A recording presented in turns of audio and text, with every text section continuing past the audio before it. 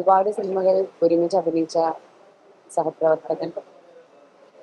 ഒരു സഹപ്രവർത്തകൻ എന്നതിലുപരി ഏറ്റവും കൂടുതൽ നമ്മളെ ഒരു ലൊക്കേഷനിൽ സന്തോഷിപ്പിക്കുകയും ചിരിപ്പിക്കുകയും കൂടെ നിൽക്കുകയും ചെയ്ത സഹോദരൻ.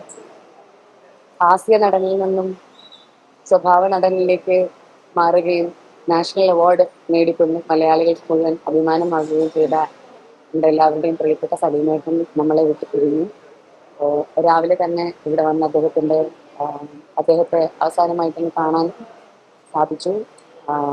ഓഫ്കോഴ്സ് ഒരുപാട് പിന്നെ പേഴ്സണലി ഒരുമിച്ചുള്ള യാത്രകളും നിങ്ങൾ ആ സമയത്തൊക്കെ സിനിമയിൽ ഒരുമിച്ചുള്ള യാത്രകളൊക്കെ വളരെ കൂടുതലായിരുന്നു. അപ്പം അതുകൊണ്ട് തന്നെ കൂടുതൽ അടുത്ത് ഇടപഴകുന്ന സാഹചര്യങ്ങൾ ഉണ്ടായിട്ടുണ്ട്. അപ്പം അതുകൊണ്ട് ഇങ്ങനെ ഒരു വാർത്ത കേൾക്കുമ്പോൾ വളരെ പ്രായം കുറവുള്ള ഒരു മനുഷ്യനും കൂടെയാണല്ലോ. അദ്ദേഹത്തിന് ഒരുപാട് പ്രായമായിട്ടില്ല. തീർച്ചയായിട്ടും അതൊക്കെ ആലോചിക്കുമ്പോൾ പഴയ ഓർമ്മകളിലേക്ക് പോകുന്നു.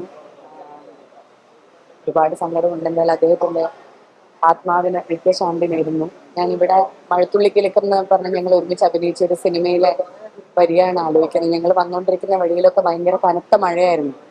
അപ്പൊ അതില് ആ സിനിമ അവസാനിക്കുമ്പോൾ ഒരു ഡയലോഗുണ്ട്, ആത്മാവിന്റെ സന്തോഷമാണ് മഴ എന്ന്. അതിങ്ങനെ മനസ്സിൽ ആലോചിച്ചു പോയി വന്നുകൊണ്ടിരിക്കുന്ന വഴിയിൽ.